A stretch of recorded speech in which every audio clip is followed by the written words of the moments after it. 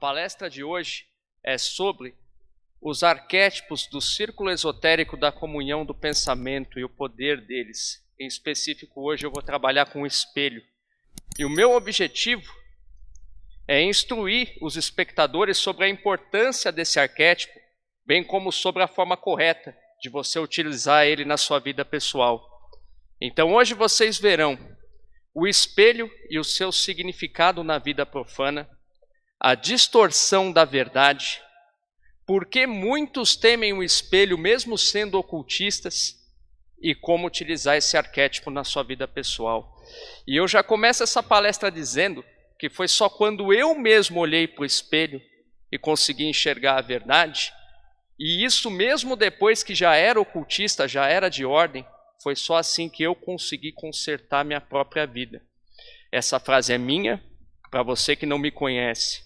Eu chamo Tarsis Braga, faço parte de algumas ordens iniciáticas já tem um tempo.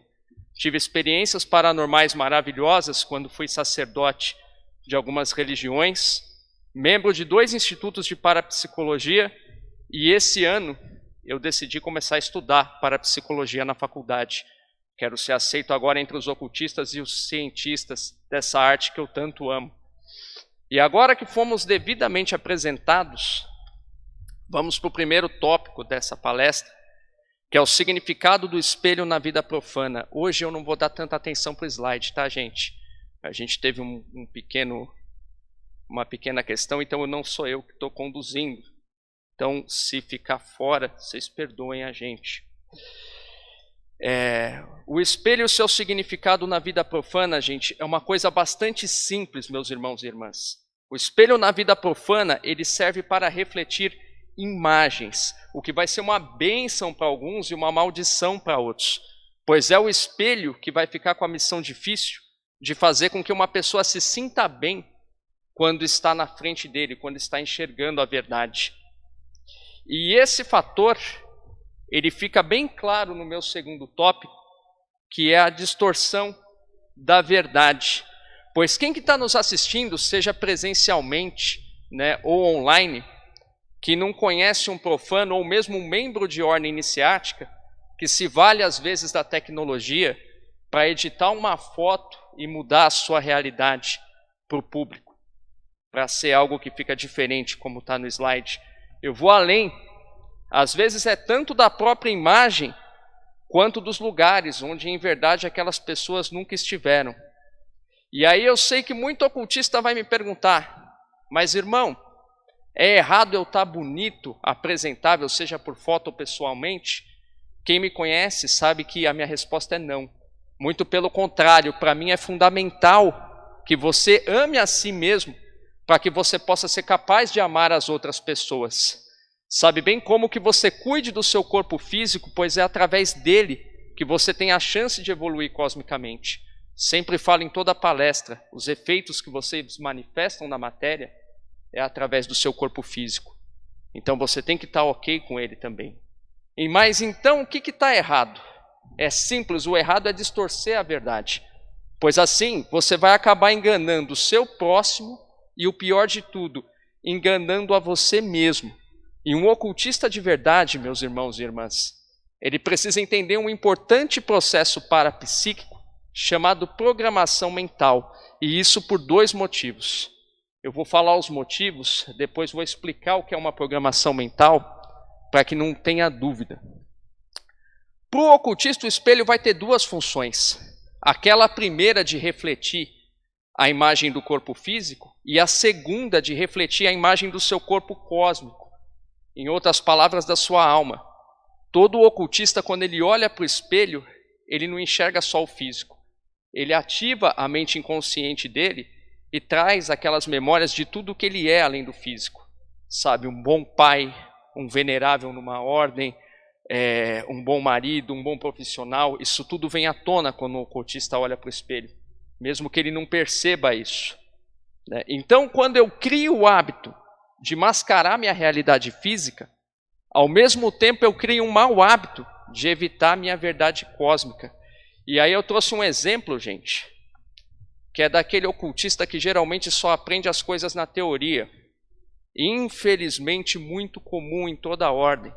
É aquele rapaz ou aquela moça que é detentor de todos os graus de uma ordem, entra nela devidamente paramentado, né, tá muito tempo de casa, é respeitado, tem cargo, e aí chega um irmãozinho pequeno e pergunta para ele uma coisa que era daquele grau bem inicial, e ele olha e fala: meu irmão, tem tanto tempo que eu não estudo esse grau que eu acabei esquecendo, mas fulano pode te orientar.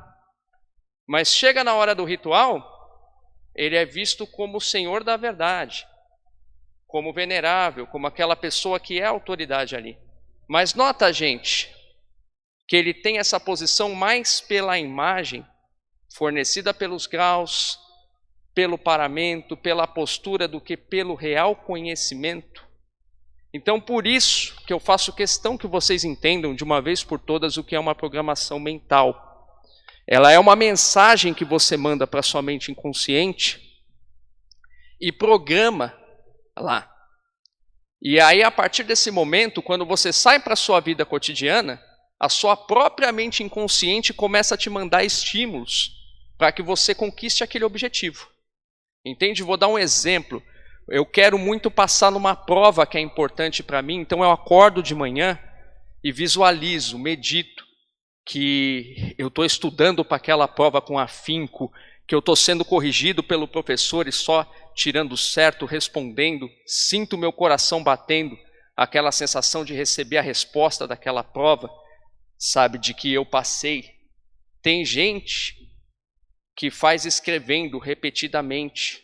Tem várias formas de você gravar essa mensagem. E aí ela fica na sua mente inconsciente e você sai e recebe estímulos para isso. Agora pensa, gente, se eu sou bem aquele irmão que olho para o espelho e falo: poxa, estou bem arrumado, bem paramentado, tenho todos os graus, lá eu tenho meu cargo, todo mundo me respeita e isso me basta. Nota o que eu programei para mim mesmo. E nota que eu nem percebi que eu esqueci de programar, de me questionar no meu espelho. Opa, peraí, Tarsis, eu não lembro de tal grau. Vamos revisar? Vamos estudar? E veja que por o fato de eu ter esquecido, de eu não ter olhado para o meu espelho direito, eu programei errado e acontece esse tipo de coisa. É por esse motivo que não podemos temer a verdade que o espelho nos mostra, seja ela física ou cósmica. Fato que fica explícito no terceiro tópico, que é porque muitas pessoas temem o espelho, mesmo já sendo ocultista. Outro conceito bastante simples, pois fora questões profanas, né, como querer que a pessoa me enxergue mais bonito do que eu sou, galã do slide, bem como que elas sempre me vejam bem, ou como uma realidade financeira que me concede status na sociedade. Ali, gente, eu peguei um slide de um rapaz que realmente é dono do carro. Mas eu já vi irmão que às vezes tirou foto do lado de um carrão e postou. E aí quem não conhece ele pensa que o carro é dele. Mas sabe o que eu escutei depois disso aí? Sabe por que ele teve esse carro de uma hora para outra? Porque ele é daquela ordem lá que o pessoal dá dinheiro um para o outro. Olha o que gerou. Uma foto distorcida da verdade. Então, fora essas questões profanas que também são importantes, eu vou narrar duas que até os ocultistas caem nela. Né? A primeira está no slide e a segunda eu vou falar de uma forma mais personalizada. A que está no slide é o mito de Narciso, ou o medo do nosso ego, da nossa personalidade, de ser quem nós realmente somos. E aí o que eu digo para vocês, gente, hoje a gente vive num mundo que o sacerdote da religião, às vezes o sacerdote da ordem iniciática, ou mesmo o profissional da área de saúde, ele estuda as coisas, mas às vezes não entende a mensagem daquilo que ele estudou. E ele propaga distorcido mesmo. E aí a gente incorre em que situações? Naquela que acontece o seguinte: poxa, mas está escrito na Bíblia que em verdade vai ser mais fácil um camelo passar por um buraco da agulha do que um rico entrar no reino do céu e a pessoa fica com terror. Vixe, será que se eu ganhar dinheiro, eu vou virar um mau caráter, um corrupto de uma hora para outra? E nota, para quem conhece o texto bíblico, a parte cabalística, sabe que esse texto não tem nada a ver com ter dinheiro, mas como você se porta quando tem. Entende? Tem aquele profissional da área da saúde que fala, mata teu ego, esquece a sua personalidade, esquece quem você é, porque aí você vai ser uma alma toda desprogramada, vai enxergar os outros para a gente. No ocultismo, funciona diferente. Vamos acertar o que é ego no ocultismo. O ego no ocultismo é o seu eu superior, a sua real personalidade, a sua real individualidade. Ele é a soma de todas as existências que você teve e tudo que você aprendeu, sintetizada numa personalidade só e já evoluída. E aquele eu superior é o que te faz um ser diferente de todos os outros. Gente, entendam que assim, se o grande Deus primordial quisesse existir sozinho, ele conseguia. Ele foi a primeira inteligência a existir no universo. E poderia ter sido assim, mas ele fez outras individualidades. Se ele quisesse que essas individualidades fossem iguais a ele, ele poderia ter feito assim, mas ele fez uma diferente da outra. E se ele quisesse que você não tivesse personalidade, ele não te daria o livre-arbítrio para trabalhar isso, para ser quem você quer, independente daquilo que você faz, para que você possa ser diferente do outro. Não te daria o processo reencarnatório, para que você possa errar quantas vezes você quiser até aprender e conseguir evoluir no seu tempo. Então vamos alinhar essas questões, gente, porque assim, você ficou rico de uma hora para outra, maravilha, não vai te fazer um corrupto, você vai consertar a sua vida e às vezes pode ajudar o próximo, quem não tem não consegue ajudar, sabe? Se você se omitir, matar sua personalidade por medo de ego, sabe o que vai acontecer? Vai chegar uma hora que você vai agir que nem um robô, né? E vai se sentir um ninguém.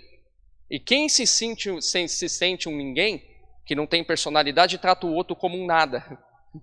Entende, gente? Então, alinhando esses motivos e dando sequência, o outro motivo de um ocultista ter medo do espelho, vou pedir para o irmão mudar o slide, é o fator de que o espelho de fato é uma ferramenta ritualística. Ou seja, ele serve de portal entre os planos de existência e por esse motivo é que muitas ordens utilizam um espelho no oratório dos seus membros de forma pessoal, né? Bem como tem muitos rituais que são feitos diante do espelho e quem é de ordem sabe que tem alguns que assustam, dependendo da forma como você está preparado para fazer, né? Então o que acontece? Eu quero lembrar a vocês que um ocultista é um ser humano ou híbrido em processo evolutivo. Em outras palavras, ele também vai ter medo ao lidar com esses efeitos supostamente paranormais na primeira vez que estiver diante de um. Então, a soma desses fatos faz com que muitos ocultistas limitem a quantidade de espelhos dentro de casa, ou então quando sai de casa, cobre o espelho, vai dormir, cobre o espelho, entende? Mas na verdade, os espelhos são meras ferramentas do ocultismo. Então cabe a nós ocultistas entendermos que nós devemos dominar o espelho e não o contrário. E quanto a isso, gente, eu sei o que muitos de vocês estão sentindo agora, se estiverem começando a praticar rituais. Sei o que vocês passaram, que tem rituais que assustam, mas entendam de uma vez por todas. Você, como ocultista, treina para isso. Para quando esse efeito acontecer, você não correr, não ter medo. Pelo contrário, você ficar. Poxa, meditei, uma porta abriu, uma luz acendeu, maravilha. Por quê? Eu estou aqui para resolver isso. Da mesma forma, o espelho tem que ser uma ferramenta ritualística, gente. Você não pode ter medo dele. Você não pode ter medo dele. Eu abro esse ritual aqui com o espelho e fecho ele e volta a ser um objeto profano. Entende? E se eu estiver dormindo com o espelho aberto, eu sair de casa e ver que algo saiu fora de esquadro, eu sei o que é, sei que veio do espelho, eu resolvo. Eu treino para lidar com isso. Então não tenham medo do espelho, né? E quanto a isso, eu faço um adendo, pois eu faço parte de uma ordem que serviu de influência para o círculo esotérico da comunhão do pensamento, bem como para suas práticas, pois o seu fundador fazia parte dessa mesma ordem quando era vivo. E nessa ordem nós trabalhamos com a vontade. Nós aprendemos a dominar nossas vontades. Em outras palavras, aprendemos a não ser escravos dela. Somos senhores das nossas vontades, não escravos dela. Então, quando você tiver com uma ferramenta ritualística, você é o operador da ferramenta e não ela que te opera. Então você não pode ter medo. E agora, gente, dito isso, eu vou ensinar um exercício parapsíquico que nos ensina a sermos amigos do espelho, e utilizarmos esse arquétipo a nosso favor. Sendo assim, sejam bem-vindos para o nosso quarto tópico, que é como utilizar esse arquétipo na sua vida pessoal. Primeiro passo é você fazer esse exercício e entender que ele é potencializado na quinta-feira, dia de Júpiter, que no ocultismo é o planeta da sabedoria, ou seja, da verdade, aquele que sabe tudo da matéria e do cósmico, em outras palavras, nosso melhor conselheiro. Por isso, gente, que muita ordem iniciática até prefere que a gente faça os nossos trabalhos de quinta, porque tem um planeta vibrando a energia da sabedoria para a gente. Observação que eu faço para aqueles que conhecem horas planetárias, faça esse experimento na quinta, na hora de Júpiter.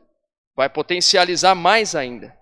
O segundo passo é entra na frente do espelho, olha para o seu reflexo na direção da glândula pineal ou então dos próprios olhos por 15 segundos. Pois isso no ocultismo, bem como hoje em processos parapsíquicos da área de saúde, ativa a nossa visão psíquica, aquela que a gente precisa para ser perceptivo e enxergar outras coisas.